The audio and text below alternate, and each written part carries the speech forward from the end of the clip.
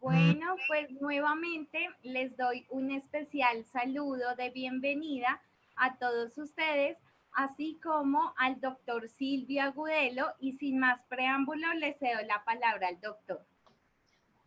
Bueno, muy buenas tardes.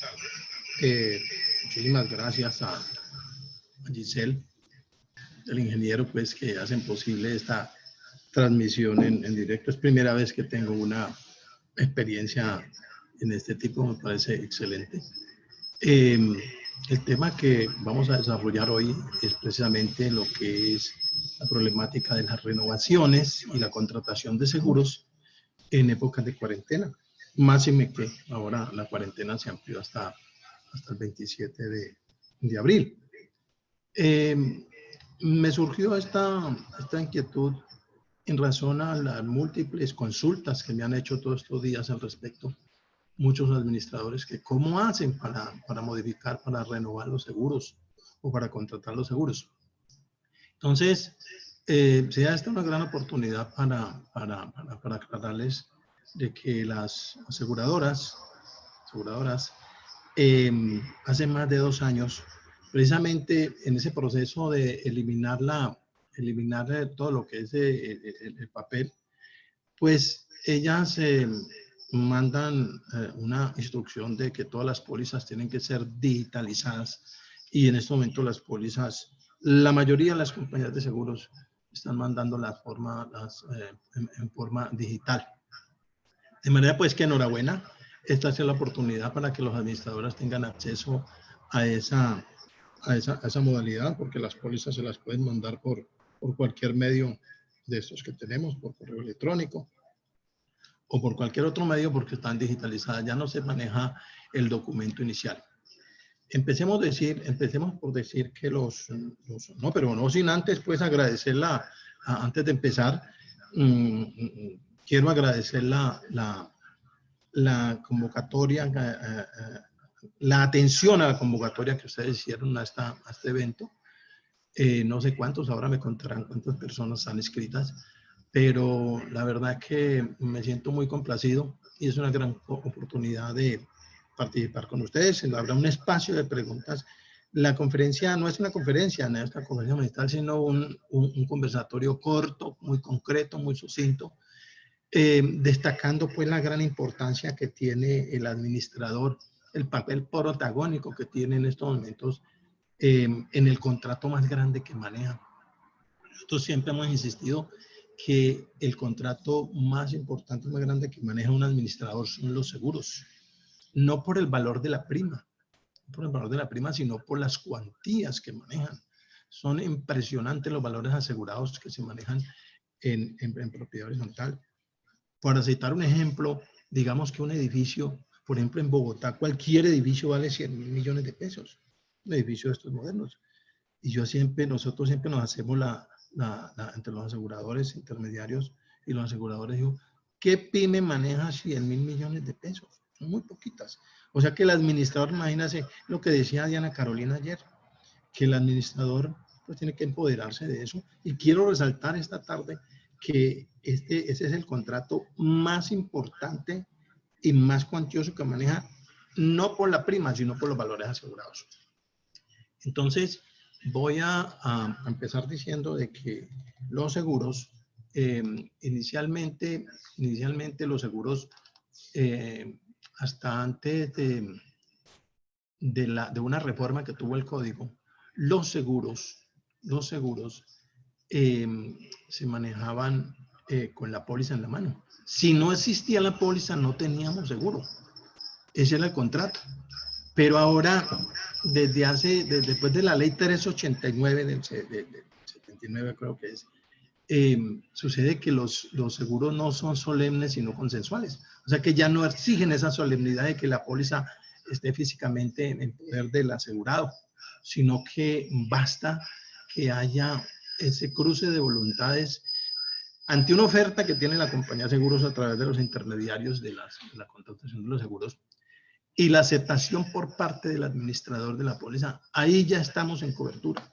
O sea, no necesariamente tenemos que tener la póliza en la mano, porque hay el seguro el seguro en Colombia se prueba de varias formas. Se prueba o por confesión, es confesión de la compañía de seguros, que es muy difícil, pues decir que sí hay cobertura, o cuando en cualquier documento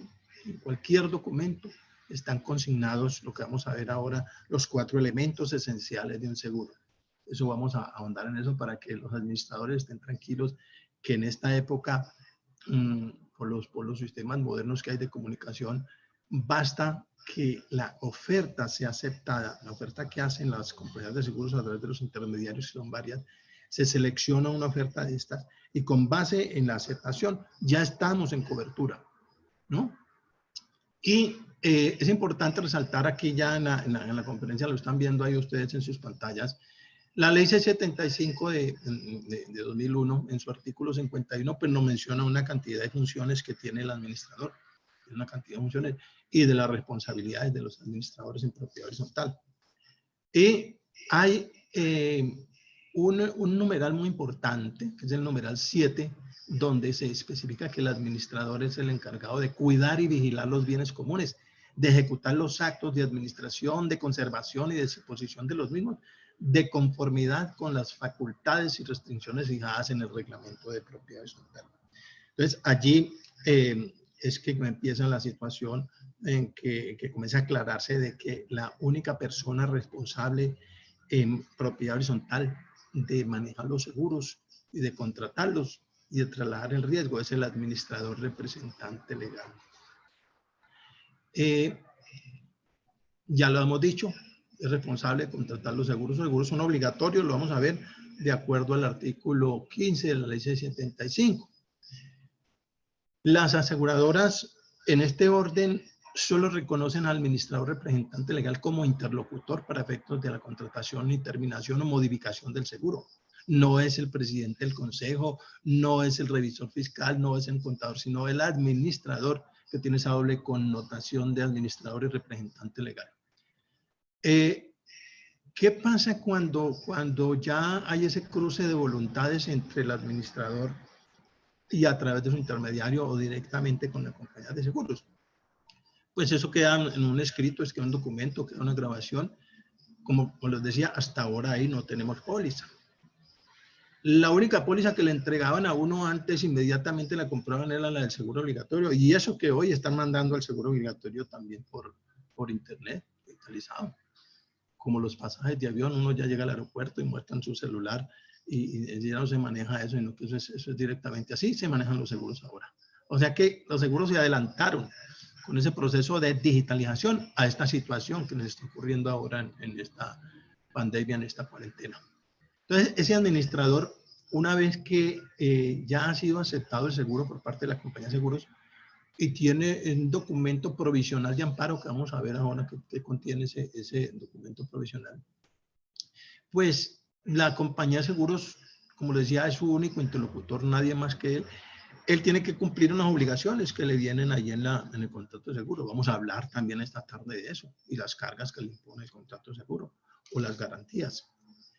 Hay que entender pues que en estos momentos pues que no hay asambleas.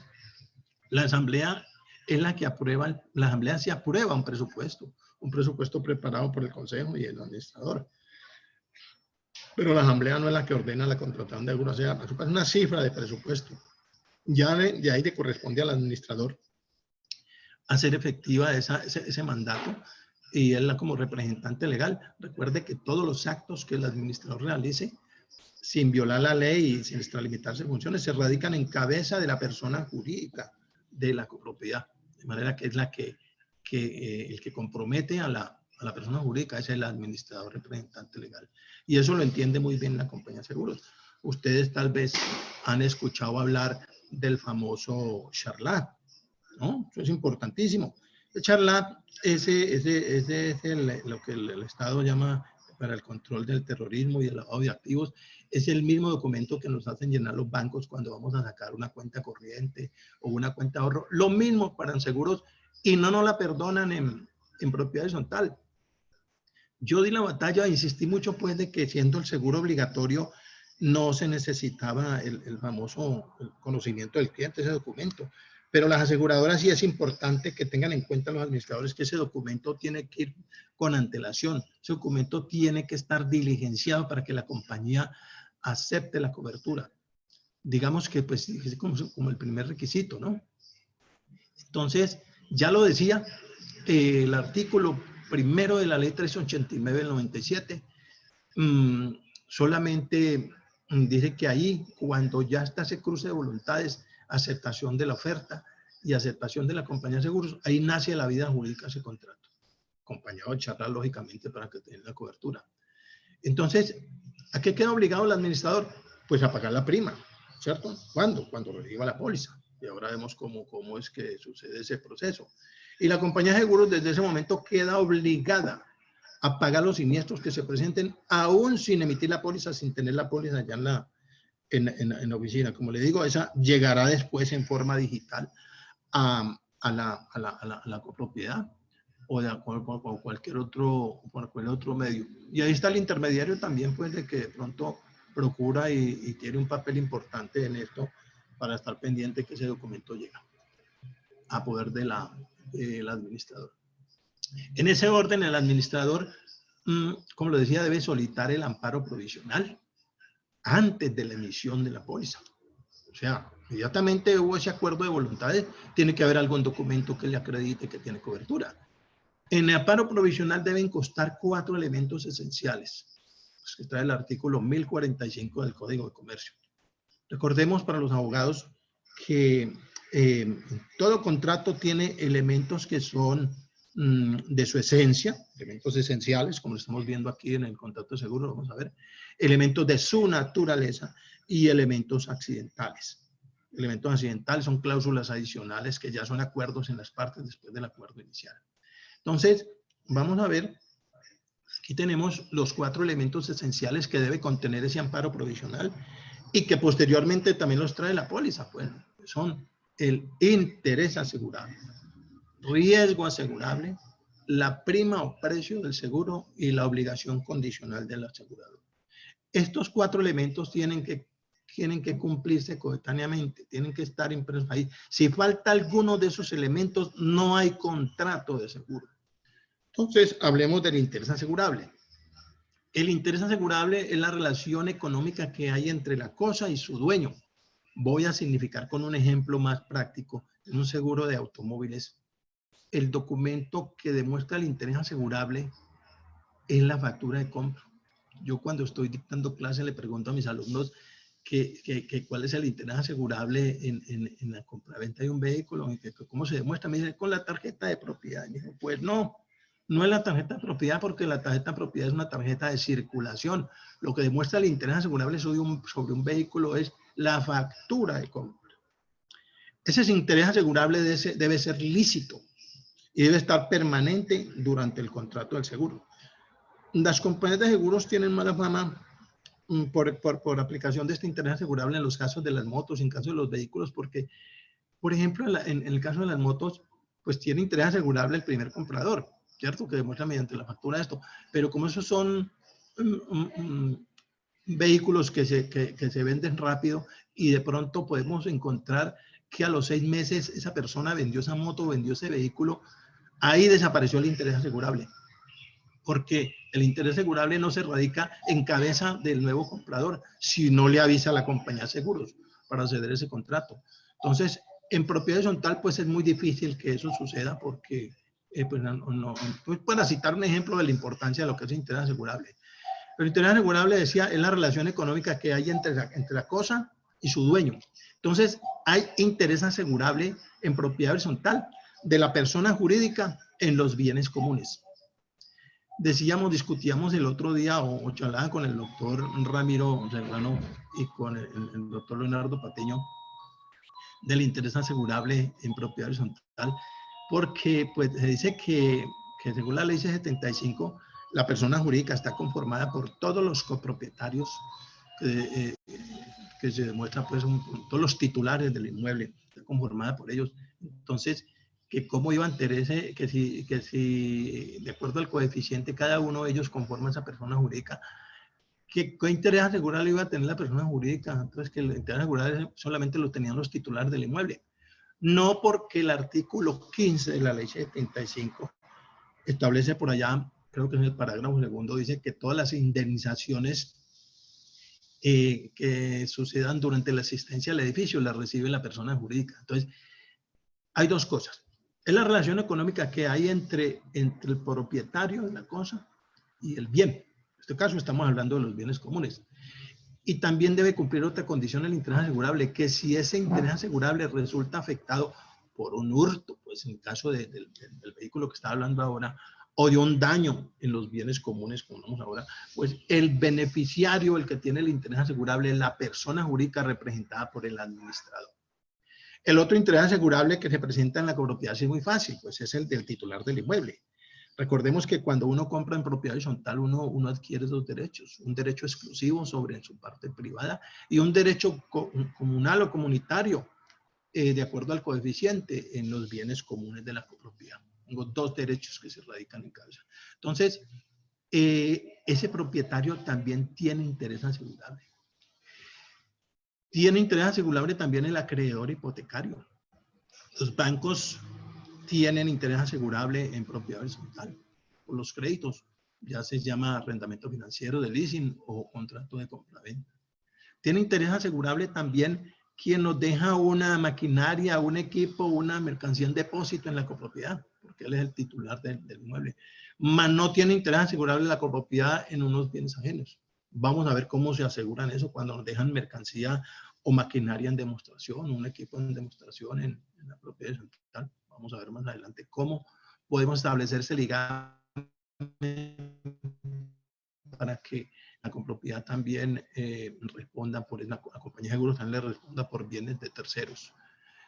Muy bien, entendido lo que es el interés asegurable, que es el primer elemento, pasamos al riesgo asegurable. Recordemos que son 4 elementos esenciales que debe tener ese amparo provisional en la póliza para que exista cobertura, para que tengamos la tranquilidad que tenga cobertura mientras no llega la póliza, ¿cierto?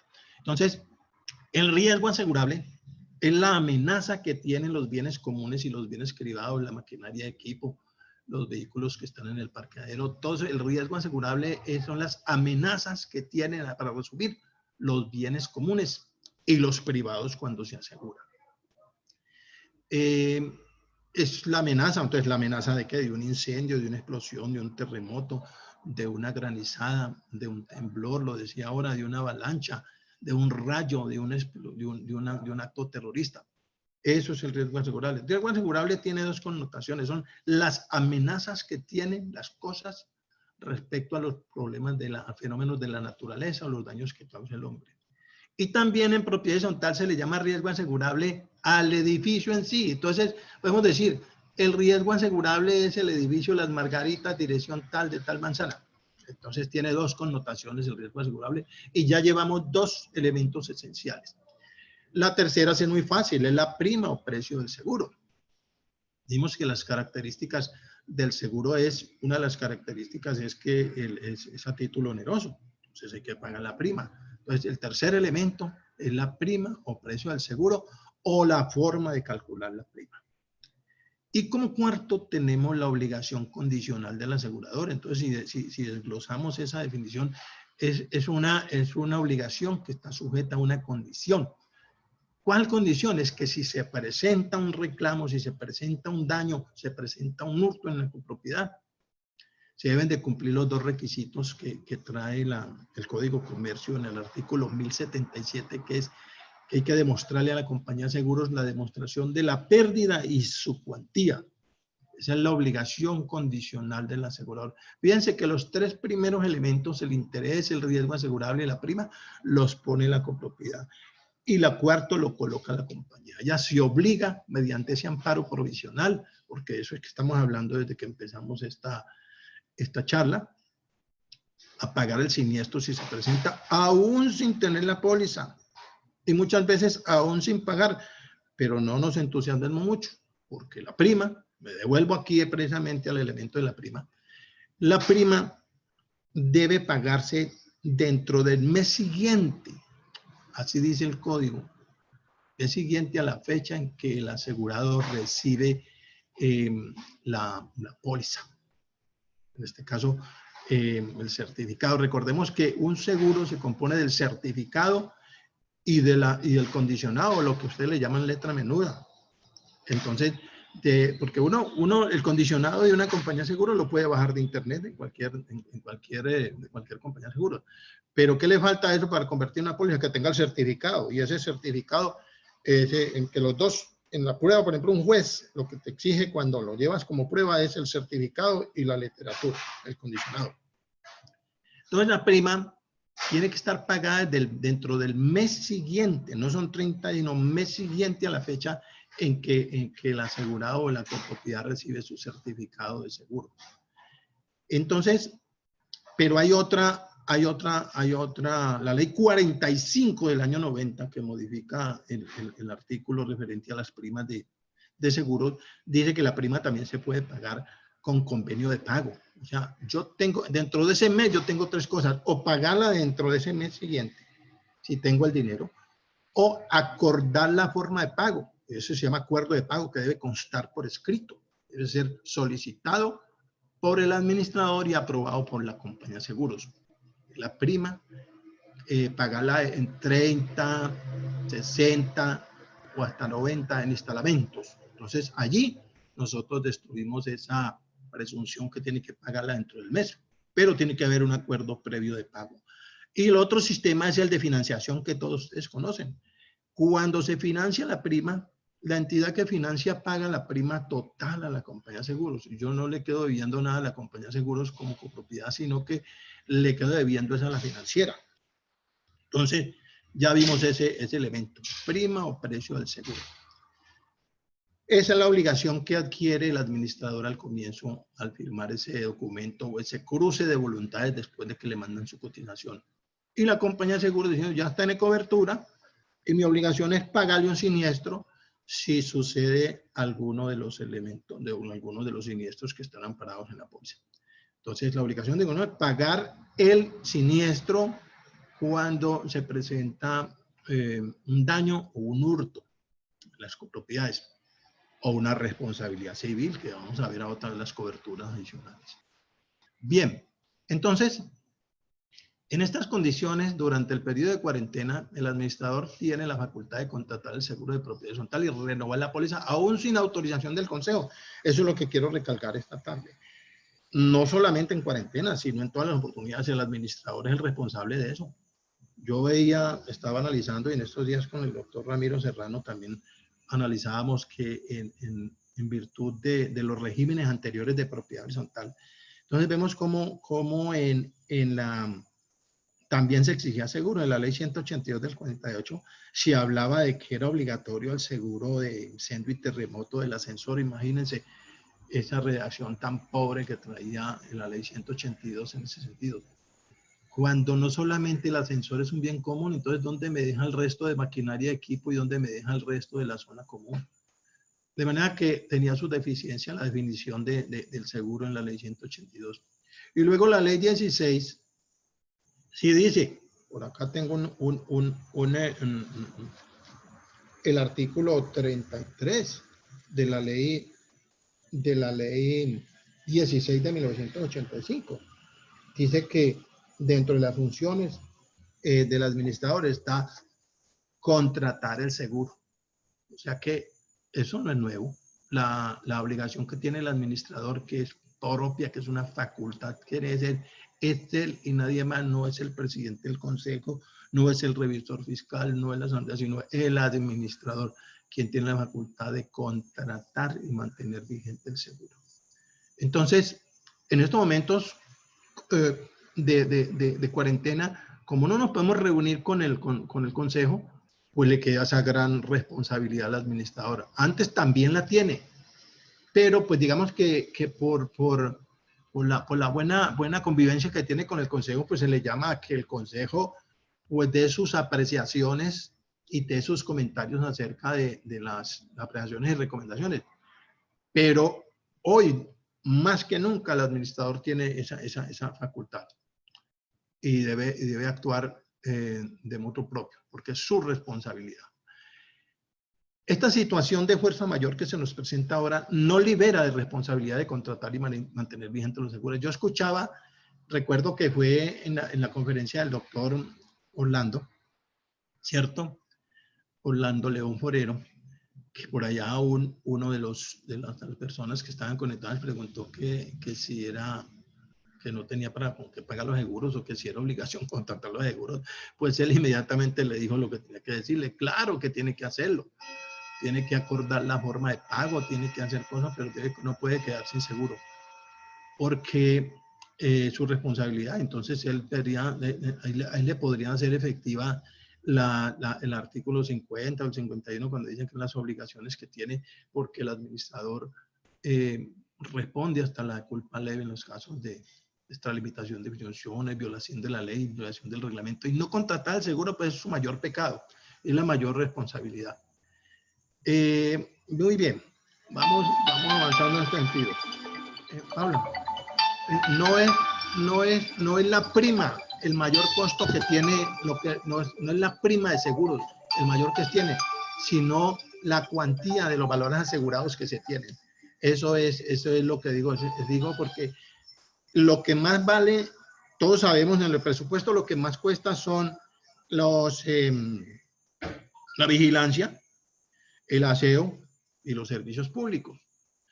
Los seguros no son los que más cuestan. Si ustedes lo miran en la escala de costo del seguro, está por allá, yo no sé en cuántos renglones, pero sí es el más importante contrato porque es el más grande. Mira el ejemplo que colocaba yo ahora del edificio que tenía el valor asegurado de 20.000 millones. Y hay unos que valen muchísimo más, 100.000 millones, 150.000 millones de pesos. Inclusive los de estrato 1 y estrato 2 también son cifras muy cuantiosas. Esa es responsabilidad del administrador. Entonces, de no hacerlo, de no cumplir con ese mandato que le da la ley, esa norma imperativa que trae el artículo 15, estamos incluyendo en una culpa grave. Y siguiendo el mandato contemplado en el artículo 15 de la ley, vamos a analizarlo, ese artículo 15.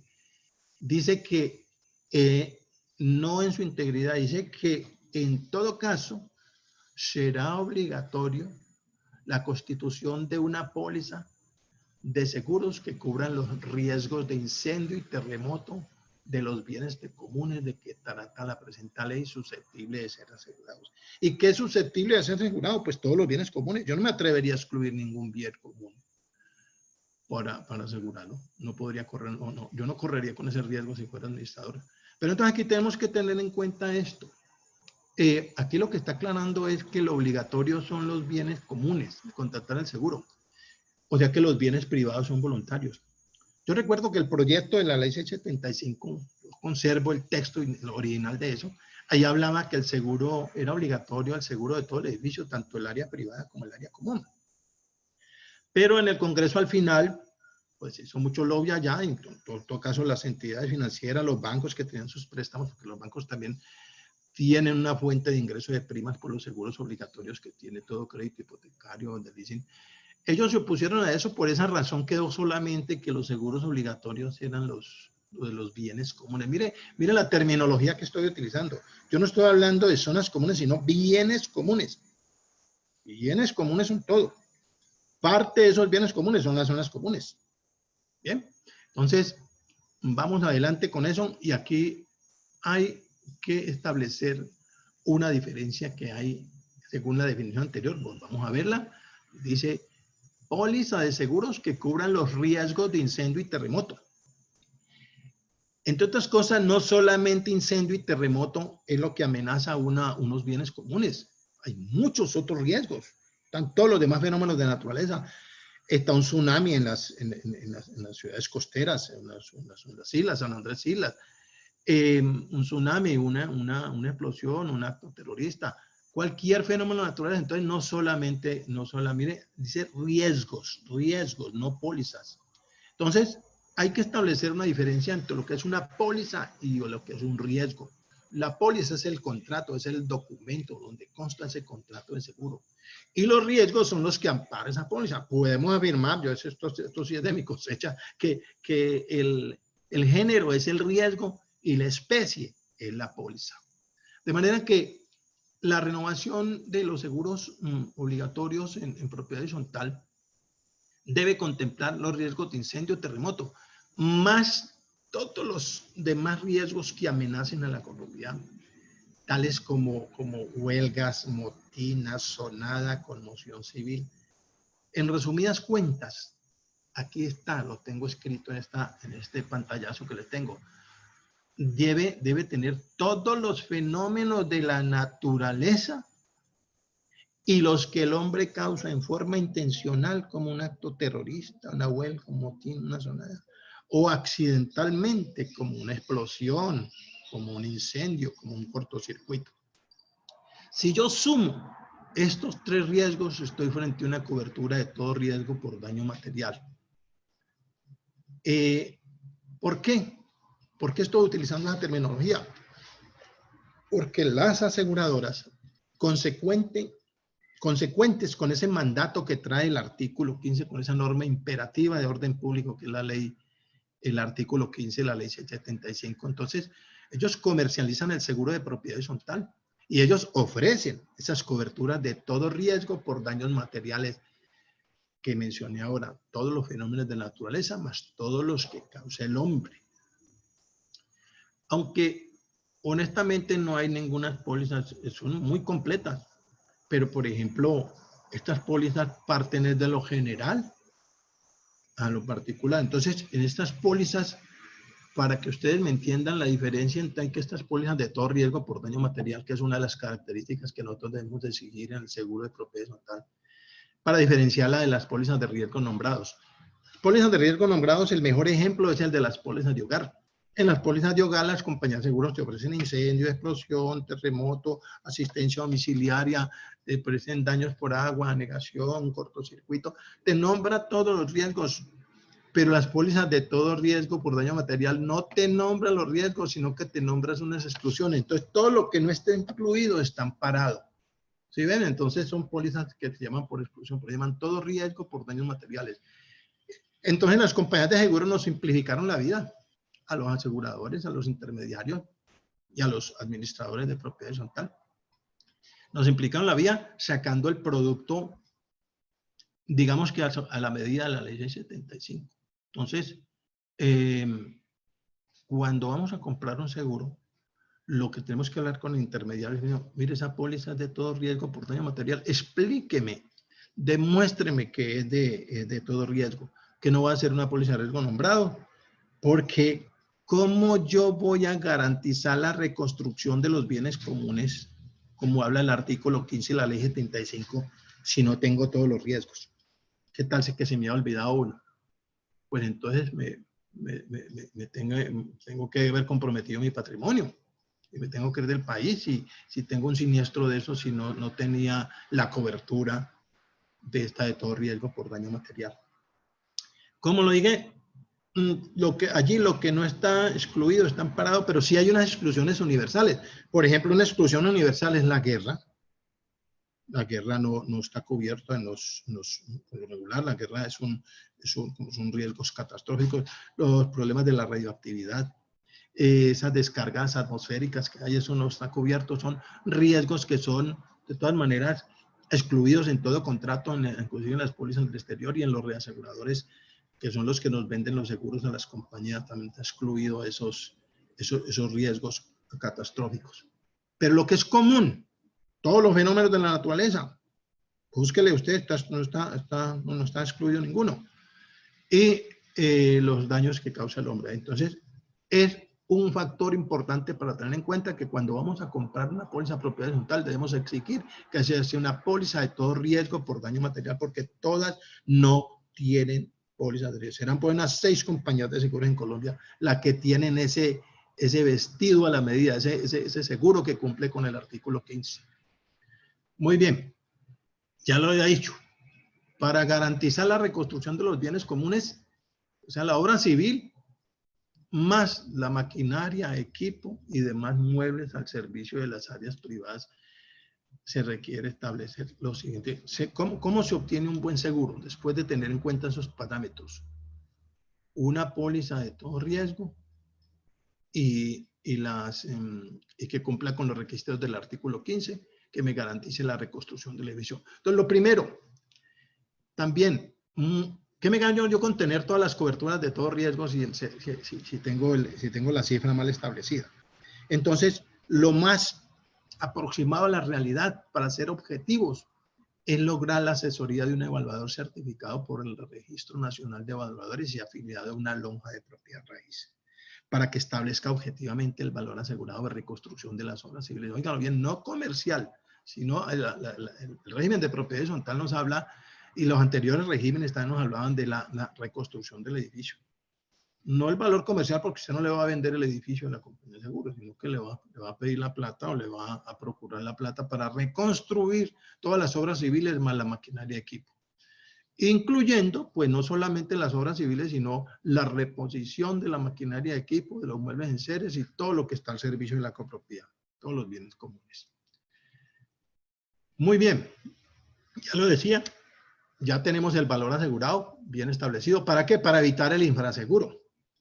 El infraseguro es el coco de los seguros, digámoslo así. El infraseguro es lo que se llama universalmente el seguro insuficiente. O sea, cuando yo, en vez de asegurar el 100% de mi interés asegurable, ya estamos hablando en terminología de seguros y en propiedad horizontal, cuando yo, en vez de asegurar el 100% del interés asegurable, aseguro el 80%. No, yo tengo que asegurar todo, una cobertura de todo riesgo por daño material, que me incluya todo eso. Ya en la industria, en el comercio, sí hay modalidades de seguros en que dice, vea, a mí no se me va a bañar todo el edificio, o no se me va a quemar. Entonces, puede ser una póliza que llama seguros a primera pérdida al 80% o al 70%. En propiedad horizontal yo no me atrevería a hacer eso, porque uno no sabe dónde le brinca la liebre. Ya vimos lo que después de que pasó lo de Torres Gemelas, ya se replanteó. Mire que Torres Gemelas estaba asegurada un porcentaje apenas. No estaba cubierto todo el interés asegurable. Y mire lo que pasó, una destrucción total. Entonces ahí es todo, ¿no? El 100%. El tercero, mantener el seguro con las primas de debiante pagado, según la ley 45, según lo que yo hablaba, o sea, o con convenio de pago o financiada.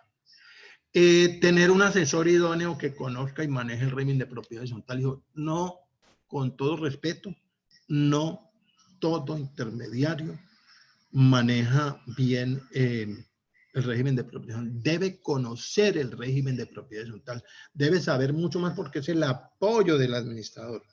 Aunque el administrador también debe conocer, no debe ser un experto en seguros, pero sí debe conocer estos aspectos básicos. Yo creo que lo que hemos visto hasta ahora no hay nada extraordinario ni nada de complicado de entender eso, que debe tener en cuenta un administrador para seleccionar la póliza ideal o la compañía de seguros ideal. Pero debe tener un asesor idóneo que le colabora en ese sentido. Debe tener una cobertura amplia y suficiente con una aseguradora que tenga autorizado el seguro obligatorio para bienes comunes de acuerdo al artículo 15. Lo decía porque hay compañías de seguros que no tienen seguro de todo riesgo por daño material, sino que tiene riesgo nombrado. Que le ampare toda la obra civil y, si es de escaso, las áreas privadas cuando la asamblea lo autoriza. Así como las coberturas adicionales de transporte de valores. Pues que están consignando los dineros y no sé qué cosas, pero hay unos gastos en que el mensajero o el administrador va al banco y saca plata para a buen motivo. Entonces debe ser la póliza de transporte de valores. Esa póliza nos ha salvado de muchos casos en que atracan al administrador o cualquier cosa de ese orden, de una póliza de transporte de valores. Debe tener una póliza también de infidelidad y de manejo. ¿Y infidelidad de quién? De todas las personas de confianza al servicio de la copropiedad, incluyendo los empleados de los contratistas. Debe tener un seguro para muebles en series, para materia prima, para las herramientas, para equipos de jardinería. Cuotas de administración, importantísimo. Yo recuerdo que en el año 2014, cuando hubo el terremoto aquí en Cali, sí que nos sirvió esa cobertura de cuotas de administración.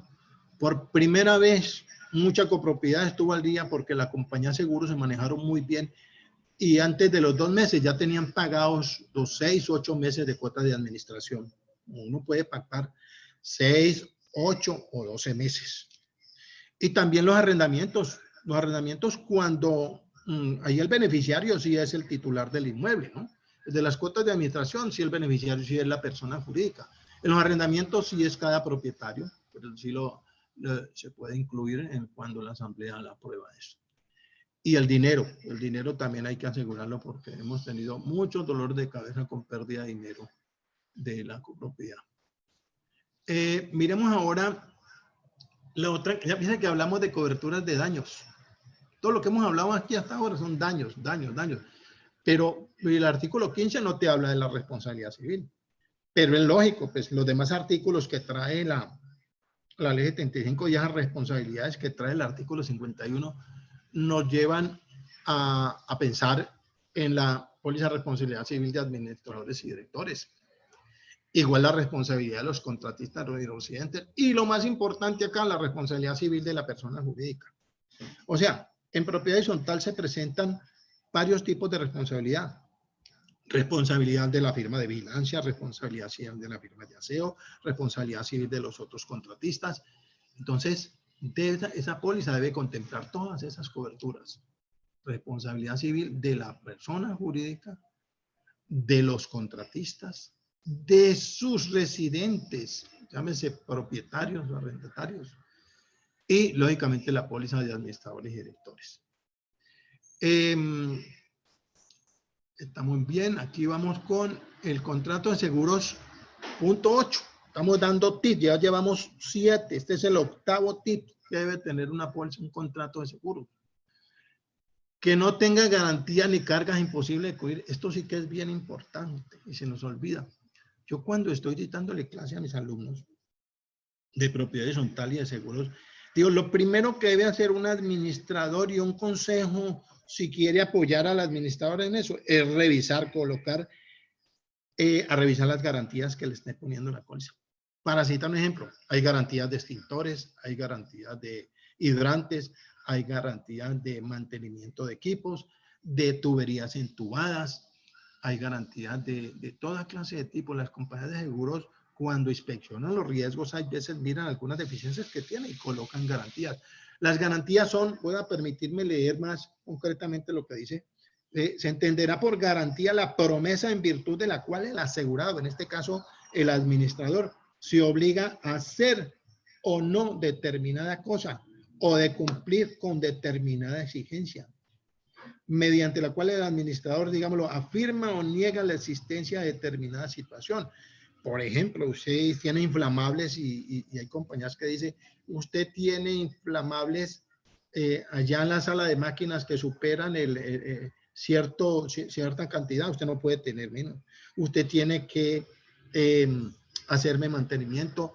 Esos cables que dieron allá, todos pelados, tienen que arreglarlos. Unas goteras que encontré, tienen que arreglarlas. Son obligaciones de hacer o de no hacer.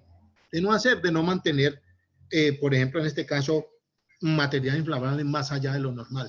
Y de hacer algunas obras que tenga que corregir, ¿no? Entonces, eso, mucho cuidado con eso, porque yo digo que eso es lo más peligroso, porque cuando un administrador no cumple con una garantía, son varias garantías, pero las tiene que cumplir coetáneamente.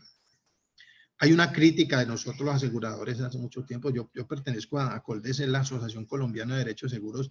Por muchísimos años se ha dado la batalla para que se modifique el Código de Comercio en ese sentido.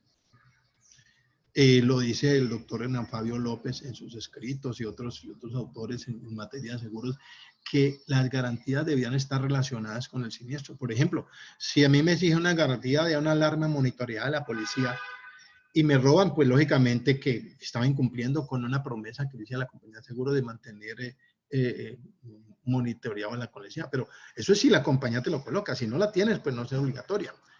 Pero si usted incumple una de esas garantías, usted no tiene contrato de seguros.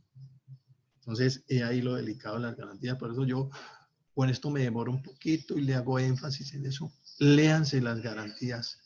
Aparte de leer ciertas condiciones que tiene la póliza, lo primero que tienen que mirar son las garantías, porque hay garantías que no los puede cumplir la copropiedad inmediatamente porque no tiene presupuesto, porque tiene que esperar a la asamblea para que le autoricen eso, porque es una exigencia en la compañía.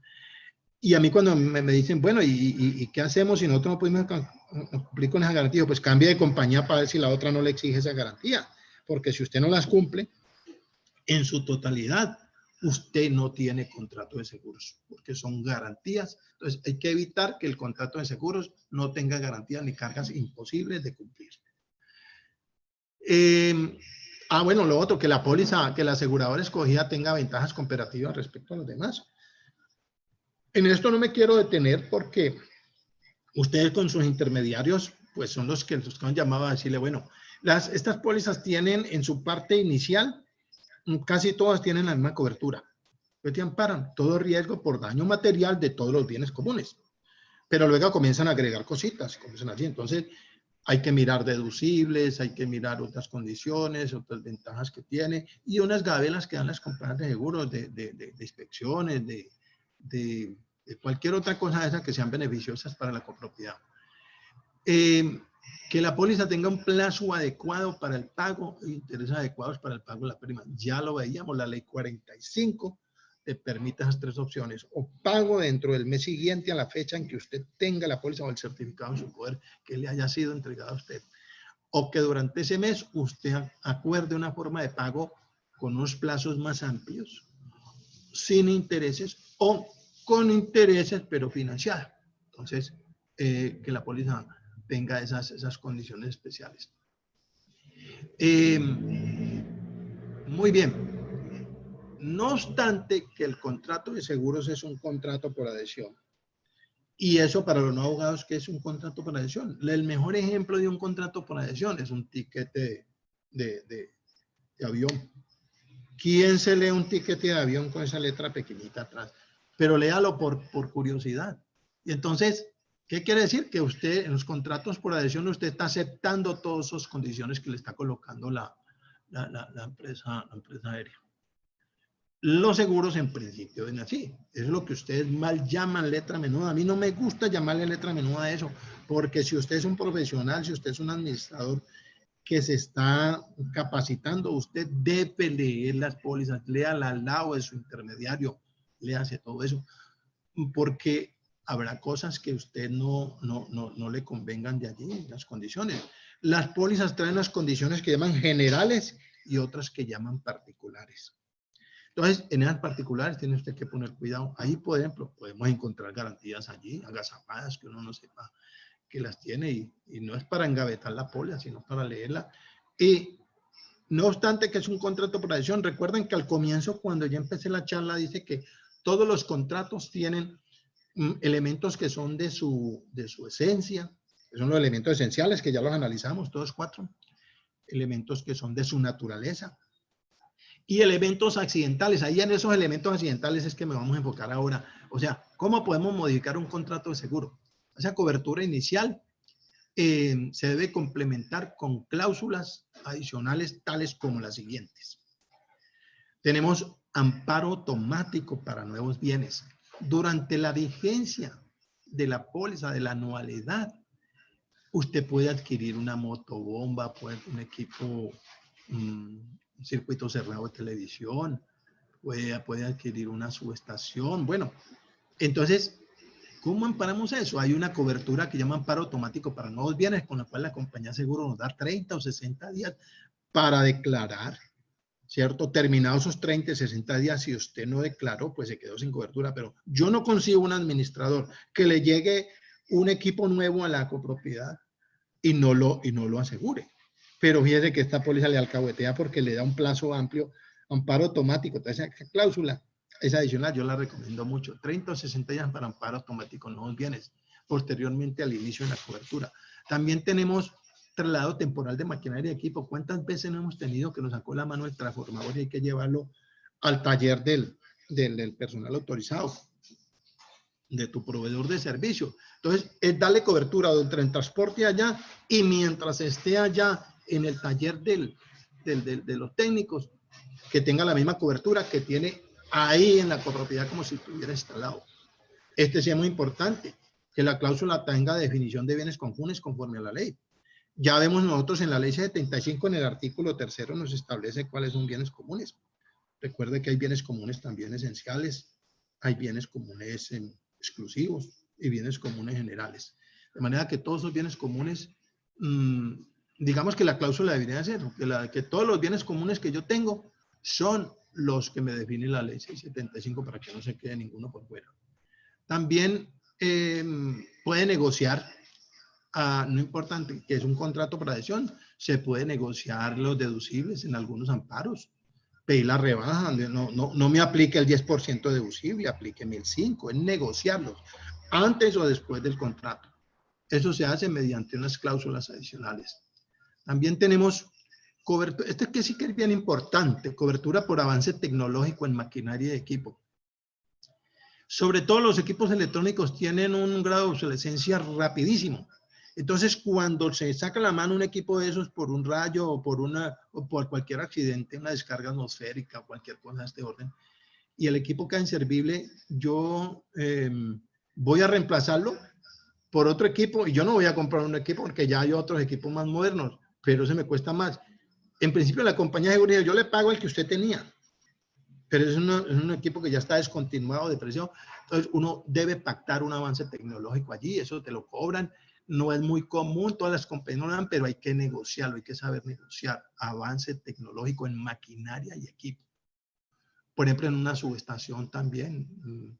Hay otros equipos, sobre todo los equipos electrónicos, que tienen un grado de obsolescencia muy rápido.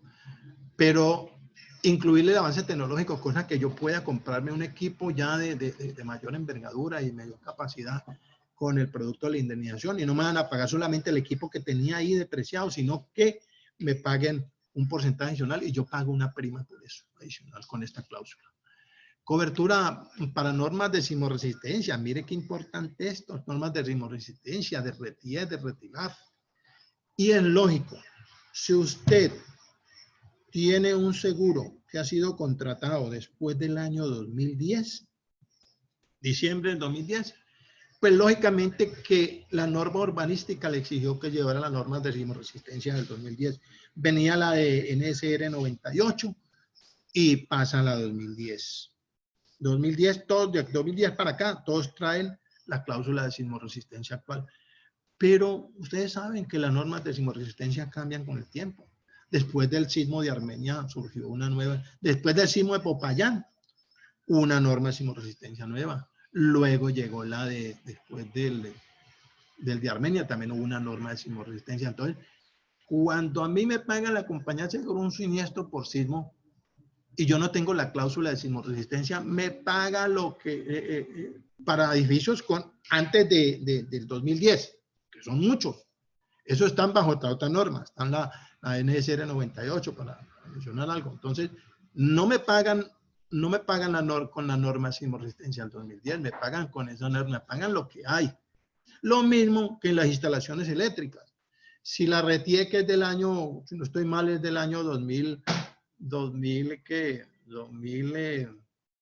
no, creo que 2008, no recuerdo exactamente, pero la RETIE, si yo tengo un edificio de más de 20 años, 25 años, pues tiene las normas de cableado de esa época. No tiene la RETIE. Entonces me pagan lo que ven. Si yo tengo esta cláusula, sí me la pagan con la RETIE. Y ahí los ajustadores cumplen un papel muy importante, porque ellos son el ojo visor de la compañía de seguros. Muy bien. Cobertura para el alquiler de equipos, también se nos escapa eso. Hay que completar ese seguro. Yo no puedo recibir el seguro así peladito, sino que tengo que agregarle todas estas condiciones. Hay muchos más de acuerdo a las necesidades. Y algunos colegas míos que deben estar mirando escuchando esta conferencia, ya Silvio se le olvidó tal. Sí, hay más, pero eso es de acuerdo a las necesidades y de acuerdo a los siniestros, le enseñan mucho a eso. Cobertura para alquiler de equipos y bodegas en caso de siniestro. Alquiler de equipos, porque si uno no los incluye, pues no están amparados. O a lo mejor la póliza ya han ido avanzando y de tanto que los intermediarios le solicitan a las compañías de seguros estas cláusulas, las van incorporando como buscando actualizarse el seguro a su medida, pero no nos confiemos de eso. Muy bien. Cobertura para mejoras y reformas. Estamos hablando de los equipos, pero hay veces que van a reformar la recepción, que van a hacer un kiosco, no sé qué cosa. Hay que tener esas coberturas automáticas por un tiempo prudencial. Deducible sobre la pérdida en caso de terremoto. Estoy hablando de la plaza de aquí de Cali. Esta mañana que hablaba con Carlos Hernando Fonseca me decía, no hablan en términos generales. Pues si vamos a hablar en términos generales, hay una compañía de seguros que sí da esta condición en todo el país. Pérdida deducible sobre la pérdida en caso de terremoto. Aquí fíjense que estaba pensando yo, ahora que se está discutiendo de que si podemos echarle mano al fondo de imprevistos o no, yo siempre le digo, hay algo que es un imprevisto. Y yo siempre digo, imprevisto es lo que no es presupuestable. ¿Y usted cuándo se da cuenta, acaso es adivino para saber cuándo va a haber un terremoto?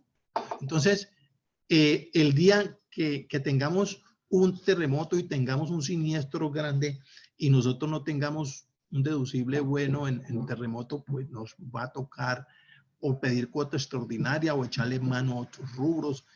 Y ahí es donde que la asamblea nos va a anunciar, y hombre, si usted tuvo la posibilidad de haber negociado esto, eso es en caso que lo den, ¿no? Estoy hablando en caso que lo den, porque si no lo dan, pues todos estamos en igualdad de condiciones.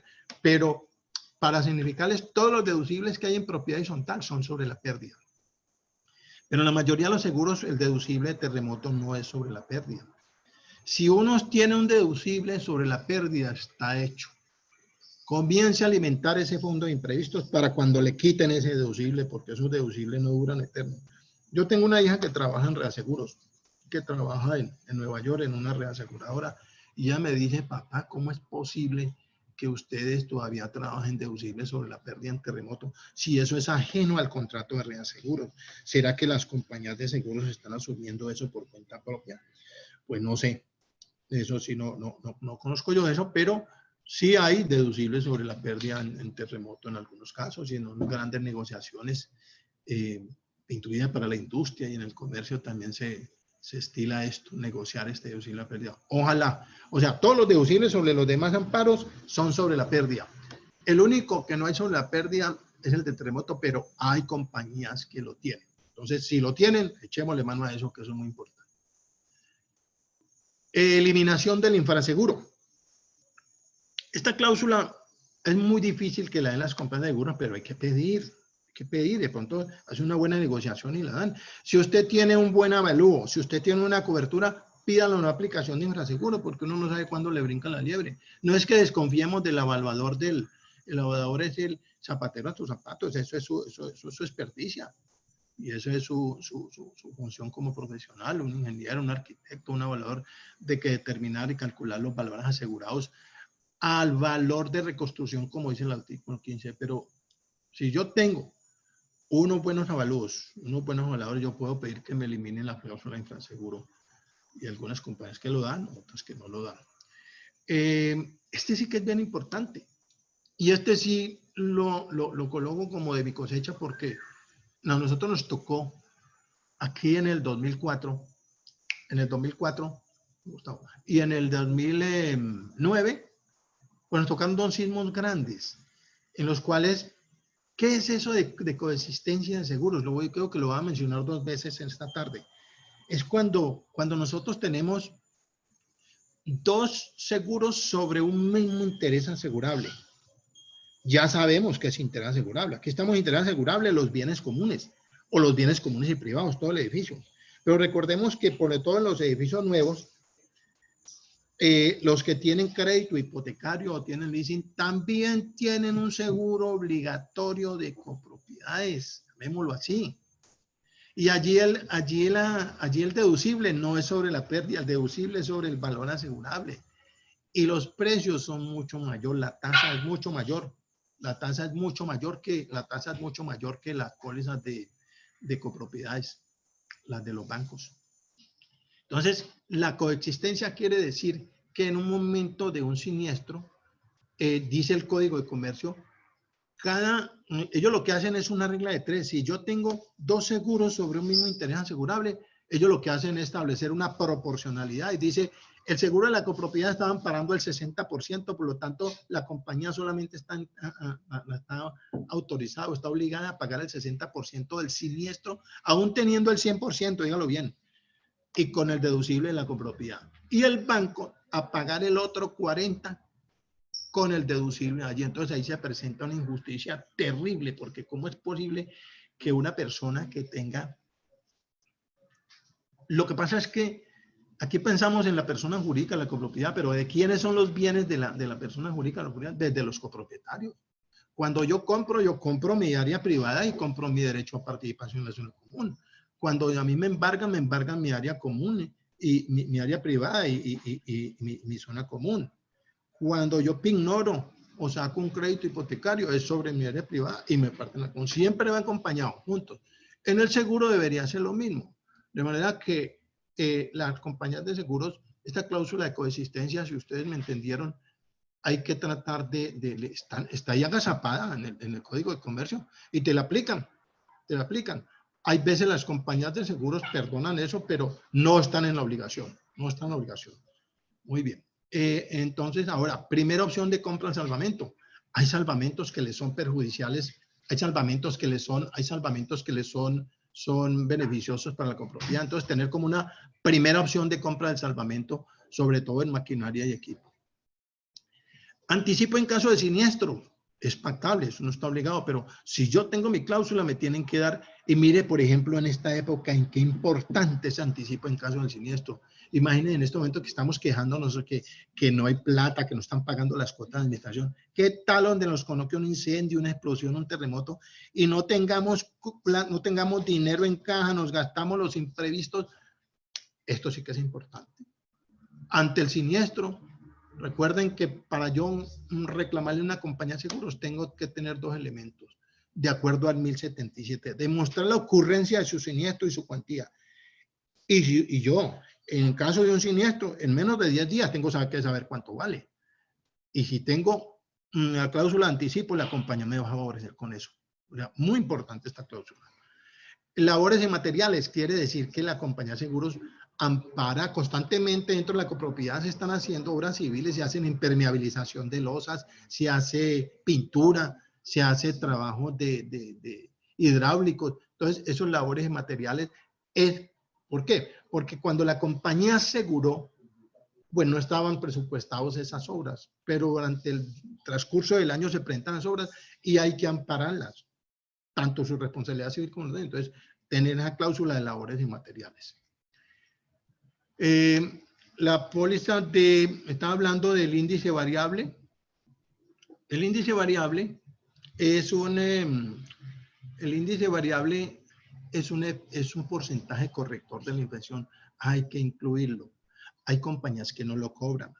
Hay otras, por lo regular se coloca el 5, 6, uno puede ir hasta el 10%. ¿Qué quiere decir? Que en el momento del siniestro me pagan el daño más el índice variable. Este es muy importante para la maquinaria. No pensemos en el edificio. En el edificio, en caso de un siniestro catastrófico. Porque esto, por ejemplo, en el caso de una pérdida total de una maquinaria de equipo, me va a pagar en la maquinaria más el porcentaje de índice variable alcanzado. Es un porcentaje corrector de la inflación. Bienes de terceros bajo cuidado, tenencia y control.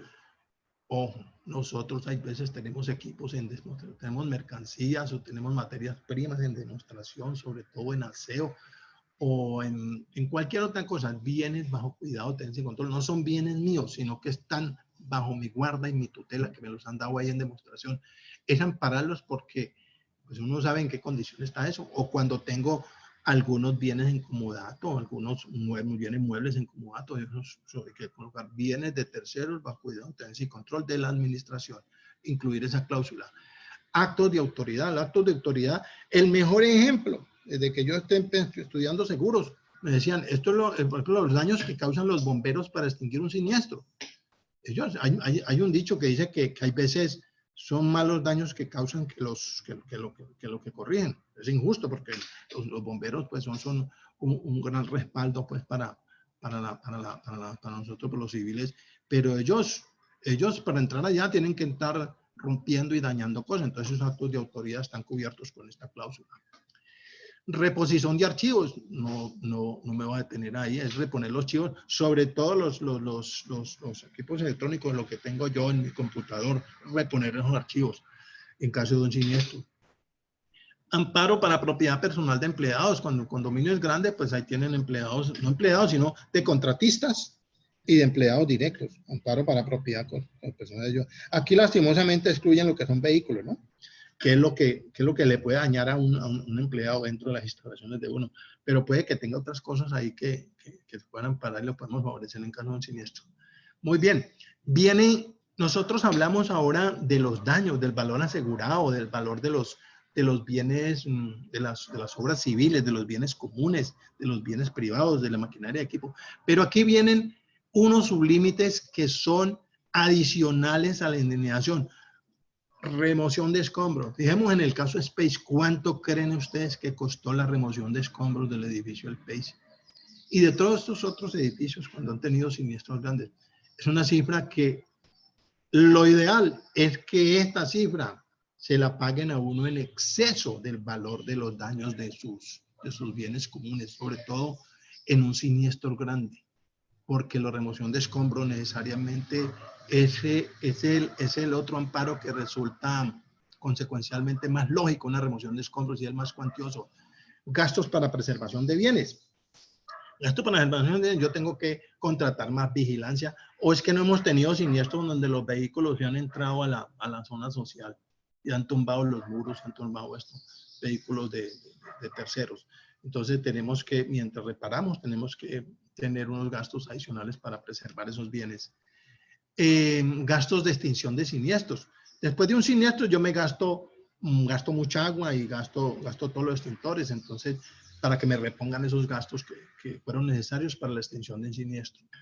Y aquí viene este otro sublímite o límite adicional que llama gastos adicionales. La definición de este gastos adicionales es que todo lo que no esté por remoción de escombros, ni gastos para preservación de bienes, ni gastos de extinción de siniestros, ni gastos para demostrar la pérdida, gastos de ingenieros, de arquitectos, de contadores, todo va por esa cifrita de gastos adicionales. Es muy buena sublímite, no se olviden nunca de incluirlo.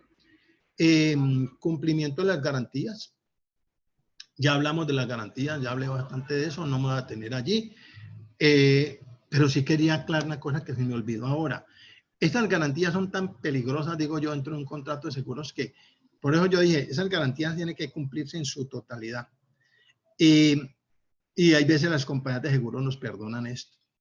Por ejemplo, como yo tengo unas pólizas que llaman multirriesgo, las pólizas de copropiedades son pólizas que amparan varios riesgos, porque aparte de los seguros de daños en las zonas comunes, te tiene un seguro de hurto, te tiene un seguro de manejo, tiene un seguro de cuotas de administración, ¿cierto? Entonces, si yo, por ejemplo, tengo la póliza de manejo y a mí me exige como una garantía que tengo que hacer arqueo cada 6 meses, si no lo hago, me aplican con esa garantía y me pueden negar un reclamo de terremoto que no tiene nada que ver con eso. Por eso, mucho cuidado con las garantías. Las garantías hay que cumplirlas en su totalidad o solicitar que no negociar de pronto que las garantías sean las necesarias para el siniestro que sucedió, no que me las apliquen en su totalidad. La de coaseguro no es muy común, pero nosotros, yo sí la hemos utilizado en propiedades en riesgos grandes. Hay muchas veces que las compañías de seguros dicen, no, yo no puedo. Por ejemplo, un seguro de 150 mil millones de pesos de un edificio, que no es nada raro. Como decía ahora, en Bogotá hay infinidades de edificios y en otras partes del país, pues en Medellín, en Bucaramanga, todo. Hay edificios muy grandes que tiene que acompañarse para que una compañía líder sea la que tenga el seguro, pero que otra le ayude en un porcentaje, lo llama coaseguro, que muchas veces es necesario para complementar la cobertura porque compañías no pueden con todo. Coexistencia, ya lo vimos, coexistencia, que no es una cláusula que en mi sentir debería uno decir que eliminar la coexistencia para que no le apliquen esa condición tan, en los casos de cuando tenemos dos seguros, cuando coincide, para citar el ejemplo, el seguro de la copropiedad, el seguro del banco y de pronto el seguro individual que tiene la persona, imagínense. Entonces, hay que eliminar el seguro con lo que me apliquen solamente el de la copropiedad. Mantenimiento del estado del riesgo.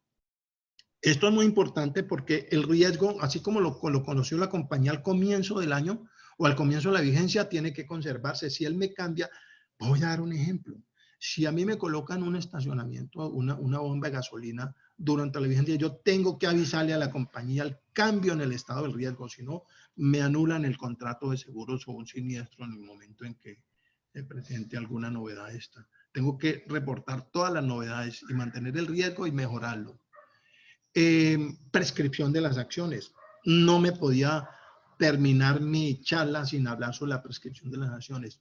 Yo tengo dos clases de prescripciones en los seguros. Hay una prescripción que se llama ordinaria, que es de 2 años y empieza a contarse desde el momento en que el administrador conoció o debió conocer del siniestro, y son 2 años.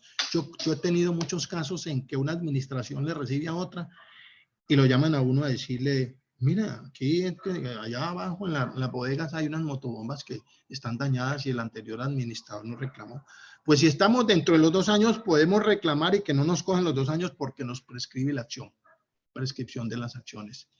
Y también hay una prescripción que llama extraordinaria. La prescripción ordinaria corre para las partes, o sea, la copropiedad y la compañía de seguros. Y la extraordinaria es con respecto a las demás personas, con terceros. No es muy común en propiedad horizontal. Esa es de 5 años y empieza a contarse desde el momento en que se presentó el siniestro. Pero la más común, casi el 99% de los casos, se da la prescripción ordinaria. De manera que tengamos en cuenta de que no nos vamos a tomar, me parece ilógico pues que un administrador se demore 2 años en sustentar un reclamo. Pero hay casos en que o sabíamos que no teníamos esa cobertura y llegó otro administrador que sí sabía y dijo, yo puedo reclamar, si está dentro de los 2 años, puede reclamar. Muy bien, eso es todo. Aquí termino mi intervención. En la parte, pues, les agradezco mucho. Espero, pues, que con las preguntas que nos van a hacer, pues, quede más aclarados estos temas. Entonces, en este momento entramos a la parte de preguntas, doctora Giselle. Bueno, doctor Silvio, mil gracias por esta intervención. Es una conferencia extraordinaria con un tema muy interesante para todos nosotros. A través del chat hemos recibido diversos comentarios muy positivos, como por ejemplo de parte del doctor Ramiro Serrano, que nos comparte su comentario de extraordinaria la charla, muy sencilla y profunda. La asistente, la participante de esta conferencia, Jenny, quien nos comparte su comentario, doctor Silvio, muchas gracias por siempre pensar en la administración de propiedad horizontal. Bueno, de eso se trata. Entonces, vamos a pasar a las preguntas. Así es, sí, señor. Bueno, nos consulta el usuario Leonel Rojas. El corredor de seguros, siendo el intermediario entre el tomador y la aseguradora, toma un tiempo de trámite. Este tiempo, ¿cómo se debe entender frente al cubrimiento inmediato? Bueno, es buena pregunta, lo decía yo ahora. El intermediario de seguros, llámese corredor o agencia de seguros o agente directo o asesor independiente, debe, yo siempre le digo que es el ángel de la guarda del administrador. O sea, el administrador no debe recostarse y no debe relajarse porque tiene un intermediario. Por eso lo decía Diana Carolina y los anteriores expositores. Y lo decía, Gabriela dijo muchas cosas. Un administrador que no se capacite, que no se empodere, pues está mandado a recoger. Y yo creo que el administrador, aparte de conocer muchas, que la ley 675 y todas estas cosas, imagínense, yo empecé diciendo que el contrato más peligroso y más grande que maneja un administrador es el de los seguros. Entonces, debería tener un reforzamiento en los seguros. Entonces, el que no se confía mucho en el intermediario, él ya sabe de que el tiempo que tiene para que haya la cobertura, ¿no? La prima que le va a pagar en el tiempo completo. El intermediario ayuda mucho, pero el intermediario te puede acortar o te puede prolongar eso. Entonces no nos confiamos. Sí es un auxiliar muy importante, sigue siendo importante. Los intermediarios son odiosos en toda actividad económica, pero en seguros no, por ser muy especializado. Pero eso no es óbice para que el administrador no se estudie y no se faculte en esto. Perfecto, doctor, muchas gracias. Nos consulta John. ¿Es posible tomar una póliza conjunta entre común y privados? Claro que sí, lo decía yo ahora, de que el proyecto de ley, el proyecto de la reforma al régimen de propiedad horizontal, si lo analizamos, yo lo conservo todavía, el proyecto original decía que el seguro era obligatorio tanto a áreas privadas y comunes, pero como les decía, al final en el Congreso se hizo lobby y porque existe mucho interés de los créditos hipotecarios. Es impresionante la cantidad de seguros que tienen a través de los créditos hipotecarios. Si nosotros cogemos el grupo Aval y cogemos al grupo antioqueño, ahí tenemos, entre esos dos, tenemos el 70% de los créditos hipotecarios de este país y todos tienen seguro. ¿Verdad? Que eso es muy importante. Gracias, doctor. Nos consulta el administrador Gonzalo Bermúdez. Como administrador, debo exigirle a la aseguradora que el evaluador tenga y esté certificado con su Registro Nacional de Evaluadores RNA y pertenecer a la lonja, o estos requisitos los garantiza la aseguradora. Qué buena pregunta. Yo lo puse a propósito. Yo puse que estuviera en el Registro Nacional de Evaluadores si esto era una lonja. Y más, por ejemplo, soluciones y certificaciones. Ustedes, la empresa que ustedes lideran y abanderan.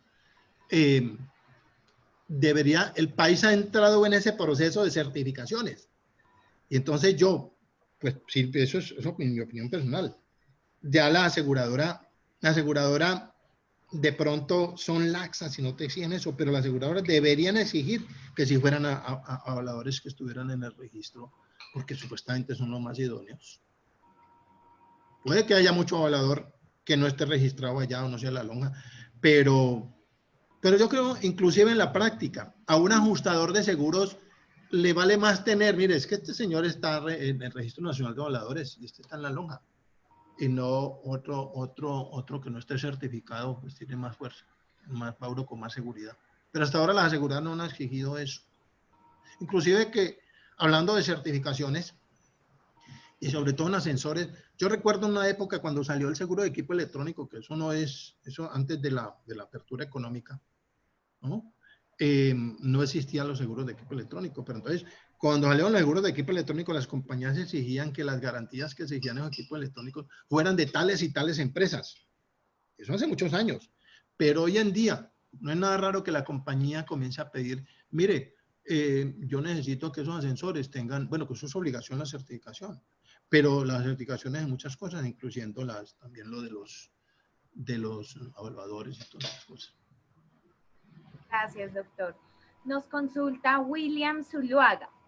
¿Cómo se podría cubrir con un amparo adicional lo referente a las malas liquidaciones del personal de nómina y que estos demanden posteriormente a la copropiedad? Bueno, yo me imaginaba esa pregunta. Me la representé. O sea, seguramente nuestro amigo que nos hace esa pregunta está hablando por lo que está sucediendo ahora en esta época. Pero en el seguro de responsabilidad civil de administradores y directores, hay un amparo adicional que llama prácticas laborales. Pero en mi sentir, eso no aplica en estos momentos. Eso no aplica en estos momentos porque, digamos que los que están presionando por eso son los consejos, ¿no? Una cancelación de unos contratos y no sé qué cosa, esto y lo otro, de tanto esos contratos de prestación de servicios. Entonces, hay que tener mucho cuidado. Yo diría que no podemos hablar que estamos en fuerza mayor porque estamos en emergencia para hacer eso. Yo creo que las compañías de seguros, decíamos ahora, yo analizaba con otro colega y decíamos que uno no puede legalizar lo ilegal, ¿no? Las pólizas de administradores y directores son pólizas amplias y tienen esa cobertura de prácticas laborales. Pero cuando eso se hace en contravía de la ley, yo creo que la compañía de seguro no paga. Quiero que dar claridad sobre eso. Perfecto, doctor. Muchas gracias. Tenemos una consulta. Me gustaría saber si la compañía de seguros, en caso en el cual estamos viviendo por la pandemia, ayuda con las cuotas de administración en estos meses donde las unidades privadas de la copropiedad no están laborando y por tanto no tienen ingresos para el pago de dichas cuotas. La vemos muy al lugar con la consulta de otra asistente, quien a su vez nos pregunta, ¿en esta pandemia se puede utilizar el seguro para el pago de cuotas de administración? Y de ser así, ¿cómo sé si mi póliza lo tiene? Muy bien. La póliza, si la póliza tiene, no, voy a empezar la respuesta es no. La compañía de seguros no va a reconocer eso porque la compañía de seguros paga la cuota de administración en el caso de un evento de un daño físico, una explosión, un terremoto, un incendio, un acto terrorista, una rotura de una avalancha, pero no por casos de pandemia. Entonces la respuesta es no. ¿Y cómo sé yo si tengo esa cobertura? Pues ahí dice cuotas de administración. ¿Sí? La cuota de administración es un amparo adicional. La ley 75 no habla que hay que amparar eso. Habla del artículo 15, habla de daños únicamente. Pero se puede contratar y se llama cuota de administración. Y daba yo el ejemplo ahora, pero solamente opera en caso de daños de un evento externo, un evento físico externo. Bueno, doctor, nos consultan. ¿Qué responsabilidad y o sanción aplica para el administrador que no toma oportunamente la póliza? Pues le decía ahora, responde con su patrimonio. Es una cosa, no es cuestión de poca monta. Es porque es una norma imperativa y de orden público y las normas imperativas no se pueden negociar. Código sustantivo de trabajo es una norma imperativa también y otras, pues, muchas normas imperativas que existen en las distintas ramas del derecho, pero en seguros, el seguro es obligatorio en todo el territorio nacional. Yo conozco administradores que han tenido el interés a ellos, si yo no tengo presupuesto para seguros, renuncio. Yo no administro esa propiedad porque la responsabilidad es de él. Gracias, doctor. Nos consulta Mauricio Rodríguez. Para que la copropiedad tome la póliza de directores, ¿existen requisitos habilitantes para su expedición? No, hoy en día no. El riesgo de propiedad horizontal es, yo recuerdo, pues está basado en el artículo 50 y el 51, ¿no? Donde habla de que el administrador responde hasta la culpa leve en caso de extralimitación de funciones, violación de la ley o el reglamento, ¿cierto? No exige requisitos porque las aseguradoras conocen cuál es el riesgo de la administración en Colombia, no existen requisitos previos. En otras actividades sí lo exigen, pero en propiedad horizontal no. Es un producto que se adquiere fácilmente dentro de la misma póliza de multirriesgo que ampara los daños. Gracias, doctor. Bueno, nos consulta Harry Sea. Doctor, ¿nos puede por favor ampliar sobre los porcentajes de la reclamación ante terremoto? ¿Cuál sería la mejor opción que esté en la póliza? ¿Sobre la pérdida o sobre la reconstrucción y salarios mínimos mensuales legales vigentes? Bueno, de salarios, los deducibles por lo regular vienen de distinta forma, ¿no? Pero no hablemos del salario mínimo, que eso es irrisorio, pues se pondrá un salario mínimo, un salario mínimo, eso no es nada frente a un siniestro, la repercusión que tiene un siniestro terremoto. Entonces miremos es el porcentaje. Cuando son sobre la pérdida, cualquier porcentaje es bueno. Yo digo que matemáticamente cualquier porcentaje es bueno hasta el 10%. Si tú tienes el 10% para decir una exageración de deducible sobre la pérdida, quiere decir que te pagan el 90% del daño. ¿Sí? Entonces, los deducibles sobre la pérdida son deducibles nobles, son deducibles bondadosos.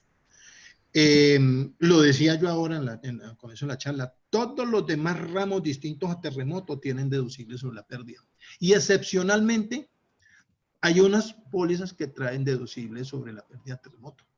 No son fáciles, como le digo, están en vía de extinción, lo que mencioné yo ahora, porque el mercado reasegurador, que no lo conozco muy bien, pero estoy enterado, dice que eso es extraño en un contrato y que aquí nosotros, hemos dicho, reaseguradores, que son los que le venden los seguros a las compañías de seguros nuestras, el deducible de ellos es sobre el valor asegurable, no sobre la pérdida. Gracias, Entonces, doctor. Qué pena, doctor.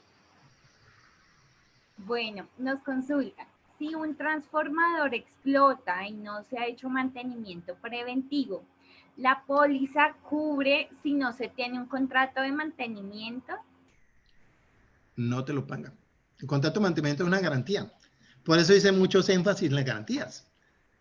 Entonces, primero yo diría una cosa, yo con seguro o sin seguro, yo tengo que tener contrato de mantenimiento, yo no me tengo para recostar en el seguro. El seguro es una eventualidad que suceda, pero la compañía sí castiga, tiene que tener el contrato de mantenimiento vigente o si no, no te paga.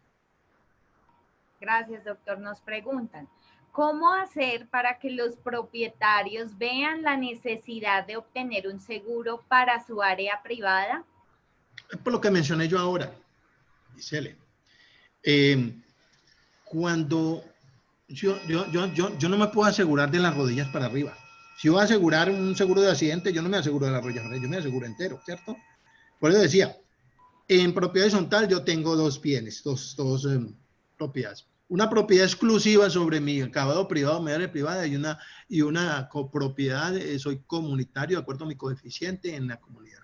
Un derecho de participación en los bienes comunes. Si yo sumo los dos, tengo todo mi inmueble, ¿cierto? Entonces lo ideal es que yo asegure todo mi inmueble. Yo no puedo asegurarme una parte nomás.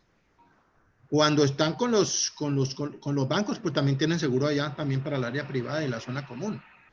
Pero si no tienen seguro en los bancos, no tienen crédito hipotecario, no tienen seguro individual, pues en caso de un siniestro le pagarán a la copropiedad, pero a mí me toca volver a hacer un crédito para volver a reparar mi área privada.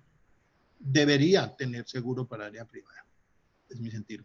Porque el bien en propiedad horizontal debe tener la dicotomía en todos, para un embargo, para un secuestro, para una acuñación y para un seguro. Gracias, doctor. Nos consulta Rocío Vivas desde Jamundí. ¿Qué tan recomendable es incluir en la póliza de riesgo de anegación, anegación, sí señor, qué pena, si la copropiedad no tiene el riesgo latente? En nuestro sector, muchas aseguradoras no lo contemplan y la que lo ofrecen incrementan mucho el valor de la prima. Bueno, Rocío, mucho gusto de saludarla. Usted sí ha estado muy activa, ha preguntado en todas las conferencias, ha estado muy atenta y la mía no fue una excepción. Me halaga mucho. Yo conozco el sector donde vive Rocío y yo te digo ahora, ¿no? Como en su concepción como asegurador, es un condominio campestre y por ahí pasa un río. Entonces, no está, ese río en épocas anteriores se ha desbordado. De que no llegue allá, yo no puedo asegurar eso. Uno no puede asegurar eso. Por eso pongo el ejemplo de las Torres Gemelas.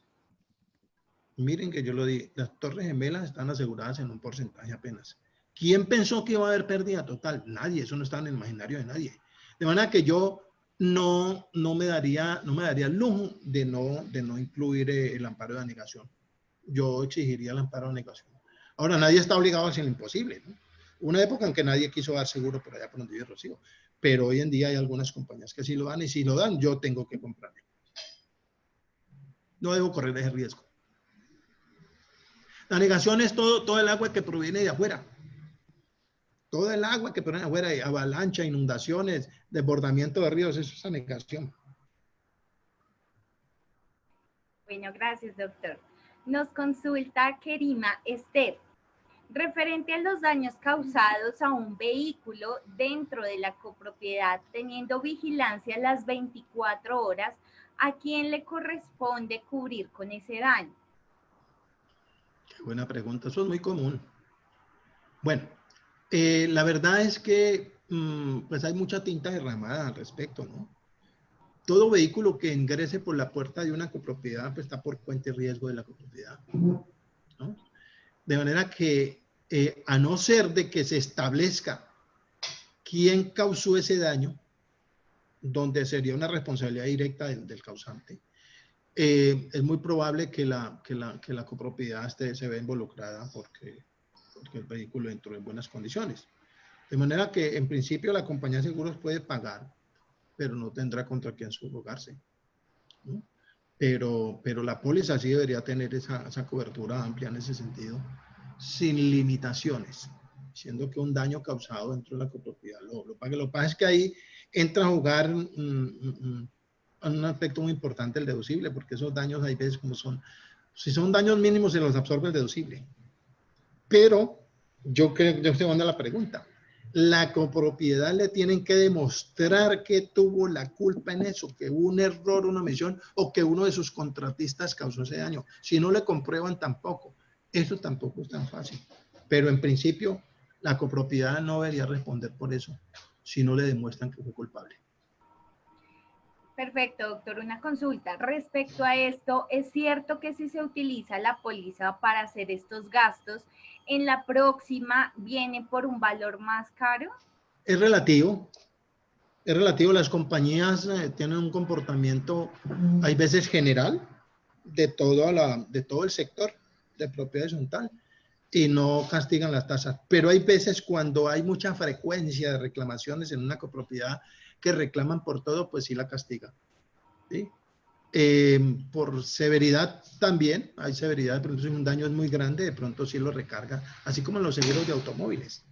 Haga una comparación con los seguros de automóviles. Si yo tengo tenido un buen comportamiento durante el año, pues puede que me den un descuento, no me suban la tasa o el aumento sea moderado. Pero cuando ha tenido muchas reclamaciones, pues es lógico que o me cancelan la póliza o me la ajustan. Perfecto, doctor. Nos pregunta Jorge, ¿cuál es la diferencia entre zonas y bienes comunes? Qué buena pregunta. Jorge, muchas gracias. Usted estuvo muy atento a mí. Lo dice que bienes comunes es lo genérico, así lo expliqué. Entonces, bienes comunes, se lo explico fácil. Las zonas, la obra civil es área común. Pero no solamente la zona común es un bien común. También hay bienes muebles, hay maquinaria y equipo, hay dinero. De manera que los bienes comunes son todos los bienes comunes, incluyendo el terreno. Y la zona común es la obra civil. No más, porque es la obra civil.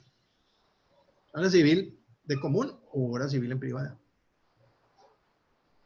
Gracias, doctor. Nos consulta Jairo Antonio Jaramillo. Hay compañías de seguros que asumen riesgo propio hasta determinada suma y le apuestan a la probabilidad de que no pase nada. ¿Esto es legal? ¿Cómo juega allí el papel el reaseguro? No sé la pregunta de Jorge. Riesgo propio. Tal vez, y ofrezco disculpas si le entendí mal, pues yo hablé del coaseguro. Hay seguros a primera pérdida. Del 100%, hay en la industria del comercio, hay seguros que dicen ya asegura el 80%. O sea, la compañía de seguros cubre el 80% y como cuenta propia yo asumo el 20%. Voy a dar un ejemplo. Ecopetrol, ¿cierto? En Ecopetrol dice que no esté por ahí el intermediario de Ecopetrol, no, pues no conozco la póliza, diga, por tener una economía que puede ser representativa, te asegura un todo riesgo a primera pérdida hasta el 90% y el otro 10% lo asume Ecopetrol. Los reaseguradores, todo eso está colocado en reaseguro, todo bien, el reasegurador es el que fija esas pautas para eso. Todo lo que negocie la compañía de seguros con el asegurado en Colombia, eso está respaldado en reaseguros y eso lo controla la Superintendencia Financiera. Gracias, doctor. Bueno, nos consulta Alba Edith Méndez. Si la entidad que financia la póliza le cancela a la compañía de seguros la totalidad de la póliza, ¿por qué cuando la copropiedad no cancela la cuota dentro de los plazos establecidos, esta entidad amenaza con cancelar la póliza? ¿Acaso ya no se recibió el total? Esa es muy buena pregunta. Esa es muy buena pregunta. Lo que pasa es que la mayoría de las entidades financieras que financian, la mayoría, porque hay unas que no, hacen un convenio. Un convenio que lo firma el administrador diciéndole, mediante este convenio, nosotros pactamos, aparte de que me está prestando la plata, tal interés, pactamos que si usted se atrasa, yo puedo mandar a cancelar la póliza. Entonces, si existe ese convenio, nos negamos. Pero hay financieras que no tienen ese convenio. De manera que no pueden cancelar. La compañía no puede cancelar si no existe ese convenio de por medio entre la copropiedad y la financiera. Perfecto, doctor, gracias. Nos consulta Diego Farid Arias. Ante los riesgos que tiene el administrador por el desconocimiento del mercado de seguros, ¿cuáles son los problemas que a futuro se han de presentar en el caso de las garantías en un terremoto que exista infraseguro en cuanto a los precios de metro cuadrado, reconstrucción y el supraseguro que ofrece los valores inflados que no van a ser valores reales y ajustados a este siniestro? Bien, muy larga esa pregunta, pero trataré de contestarla. Mire, yo lo dije al comienzo, hay dos aspectos muy importantes, ¿cierto? Que lo trae el artículo 15 de la ley 675, lo leímos y lo podemos repetir. Dice que el seguro, de todas maneras, el seguro debe garantizar la reconstrucción de un inmueble. Entonces, para yo garantizar la reconstrucción de un inmueble, pues tengo que tener los dos elementos que dije al comienzo de la charla, que quedan en esta conferencia. Un buen seguro con un buen avalúo y una cobertura de todo riesgo por daño material. Si en alguno de estos se presenta alguna fisura, ¿cierto? El avalúo no corresponde y me aplican un infraseguro, pues el responsable es el administrador. Él podrá repetir contra ese evaluador, ¿no? Pero no, porque ellos también tienen pólizas de responsabilidad civil profesional en ese sentido. Pero por eso digo que es mejor tener un profesional registrado en ese sentido y que ojalá tenga el aval de una lonja, porque ellos pueden tomar pólizas colectivas para amparar. Así como existe la póliza de administradores y directores, también existe póliza de responsabilidad civil profesional para, eso sí es una profesión ahora, lo que es evaluador. Y entonces, pero todo recae sobre el administrador. Dice que el administrador, pues le decía, el ángel de la guarda de él es su asesor, ¿cierto? Pero es que el administrador debe conocer y no simplemente atenerse, tiene que tener su propio criterio y empoderamiento para eso, para evitar esas fisuras y esos errores. Y como le digo, pues hay muchas cláusulas de esas que mencionamos ahora que la pueden proteger a uno. No aplicación de infraseguro, no aplicación de mérito, muchas cosas que la puede completar uno contractualmente. Perfecto, doctor, muchas gracias. Nos consulta Leonardo Patiño. Doctor Silvio, ¿cómo opera la cobertura de responsabilidad civil en los casos de errores o decisiones ilegales frente a los contratos laborales de las personas que prestan sus servicios a las copropiedades? Muchas gracias, Leonardo, por esa pregunta. Hay inoperancia de la póliza. Como le digo, las pólizas de administradores y directores no cubren. Yo no puedo legalizar lo ilegal. Y las pólizas de seguros no amparan actos ilegales del administrador, entonces no están cubiertos. Tiene que estar ajustado a derecho. Fíjese que hablábamos también con otro colega que las pólizas de responsabilidad civil no amparan ni multas ni sanciones, ni multas ni sanciones, ni mucho menos actos ilegales. Y eso está en el Código de Comercio. Entonces, mal haría una compañía agroidentificada para eso, entonces no está cubierto. No han abierto, así como, qué pena decirlo, pero que se bajen de la nube los que están pensando de que en estos momentos que se están cometiendo van a estar actos ilegales que no son conforme a derecho, conforme a las normas o los decretos que ha dictado el presidente de la República o los departamentos o los municipios van a estar cubiertos en las pólizas de administradores y directores. No, son una exclusión, un acto ilegal, no están parados. Gracias, doctor. Nos consulta administrador Bella Suiza. Doctor Silvio, muchas gracias a usted y a Soluciones de Certificación por compartir este importante conocimiento para las copropiedades. ¿Qué aconseja usted para evitar condiciones de infraseguro en el clausulado de coberturas y exclusiones de una póliza de seguro que ampare zonas comunes, equipos y bienes de una copropiedad? Bella Suiza es de Cali o de dónde es? ¿No sabe? No lo podemos identificar. No lo puedo identificar. Bueno, no. Me repite al comienzo, nomás al comienzo, pues, al comienzo. ¿Me repite la pregunta? Con gusto, sí, señor. ¿Qué aconseja usted para evitar condiciones de infraseguro Ya, en ya. clausular el cobertor? Perfecto, perfecto. Pues lo dije yo, para el infraseguro, yo el respaldo que tengo es un avalúo de un profesional, en ese sentido, un certificado. Con eso, usted se defiende muy bien ante una compañía de seguros de entrada, e inclusive hasta le puede dar la cláusula de no aplicación de infraseguros. Con esa cláusula quedo yo tranquilo, porque estoy respaldado en un avalúo técnico, un avalúo objetivo de un profesional que tiene buen respaldo, con experiencia y con su registro y certificado. Entonces, eso de pronto puedo negociar la no aplicación de la cláusula de infraseguro que está ahí en la conferencia. Gracias, doctor. Nos consultan del periódico propio.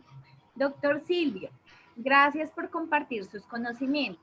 Pregunta, si yo tengo un local que es del edificio y este está arrendado y tengo póliza de arrendamiento, ya el arrendatario solicitó que se le congele el canon. ¿La aseguradora cubre este canon o debo llegar a algún acuerdo con el arrendatario? Debe llegar a un acuerdo con el arrendatario. Precisamente, eso no es de propiedad horizontal. Ese es el seguro de arrendamiento, ¿cierto? De pago de arrendamientos y servicios. Pero yo le hacía en la consulta en estos días a una funcionaria de una compañía de seguros que tiene seguro de arrendamiento. Dice que cada caso lo están mirando en particular. Porque en fuerza, eso trae en ese clausulado, que no lo conozco muy bien, trae una exclusión de fuerza mayor. Y esto es una fuerza mayor. Pero ellos dicen que no están negando a rajatabla, pues pagarle al arrendador los cánones dejados de percibir, pero que cada caso lo mirarán en particular. Gracias, doctor. Bueno, le recordamos a nuestros asistentes, vamos a realizar 2 preguntas más. Nos excusamos con las preguntas de los usuarios que no nos alcanzamos a brindar respuesta en esta conferencia, puesto que la cuestión es de tiempo, y agradecemos también al doctor Silvio porque a través del chat nos han enviado innumerables consultas. Recordamos a todos los asistentes que para solventar sus inquietudes los invitamos a estar muy pendientes del panel de preguntas que se realizarán con nuestros conferencistas, dentro de los cuales también nos acompañará el doctor Silvio en un futuro panel, para que estén muy pendientes, por favor, a través de las redes sociales. Bueno, vamos con una pregunta de Dolly Henao. Las pólizas que se están venciendo en esta época de cuarentena y siempre se ha acordado pagarla en 3 meses, ahora van a ampliar el plazo de pago bajo las mismas condiciones. La verdad, Dolly, conozco a Dolly, mucho gusto saludarla, muy buena pregunta. No, cada caso es particular. Las aseguradoras, hay que negociar, hay que negociar. Si yo no puedo pagar, fíjense que cuando yo hablo de la ley 45 del 90, que me da la oportunidad de pagar el seguro sin intereses, pero de un tiempo prudencial, que máximo son 30, 60, 90, pues de pronto hay que sentarse con su intermediario a negociar con la compañía de seguros que le amplíe. Pero eso es en cada caso particular, pero no existe una norma al respecto, ni una tendencia. O si no, pues buscar financiación, diferirlo. Diferirlo, hay que pagar intereses y diferirlo, pues porque no hay liquidez, por razones obvias que conocemos, pero hasta ahora no ha habido ningún pronunciamiento ni excesivo, ni... Una cosa son los bancos y otra cosa son las compañías de seguros, porque los bancos sí los controla la tasa de interés y la controla el Banco de la República, pero las compañías de seguros son entidades particulares que también tienen sus compromisos con sus reaseguradores y no veo pues la forma, pues si esa pregunta la estaban diciendo, de que de pronto el Estado interviniera. De pronto pues les aconsejaría o cualquier cosa de eso, qué convenio haría con ellos para quién sabe para qué negociación sería, pero hasta ahora no hay nada sobre eso. Gracias, doctor. Y la última pregunta, por cuestiones del tiempo. ¿Cuál es la importancia de tener un avalúo para el seguro? Pues eso es lo que, pues están las otras preguntas. pues que cuando el valor asegurado está soportando un avalúo, te da más firmeza y puede que no te apliquen infraseguro en el momento de un siniestro. O puede lograr la cláusula de no aplicación de infraseguro. Esa es la gran mensaje de esta tarde. Bueno, doctor, de nuevo, desde Soluciones de Certificación, agradecemos por esta magnífica conferencia. Muchas gracias a usted, muchas gracias a Sede, muchas gracias, ingeniero.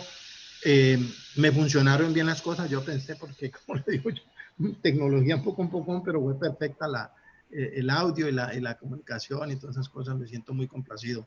Muchísimas gracias a ustedes y muchísimas gracias a todas las personas que se inscribieron, y para mí es un honor y una satisfacción de que hayan escuchado esta conferencia.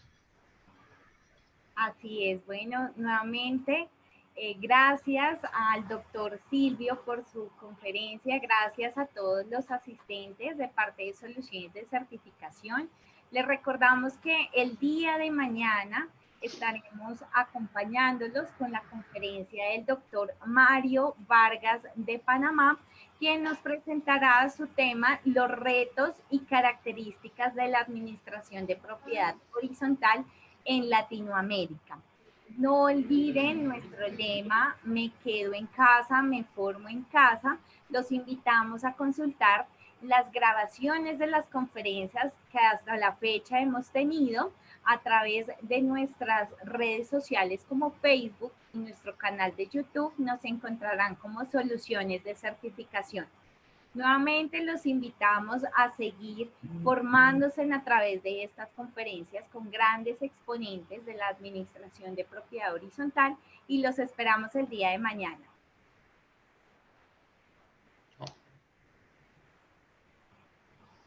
Oh.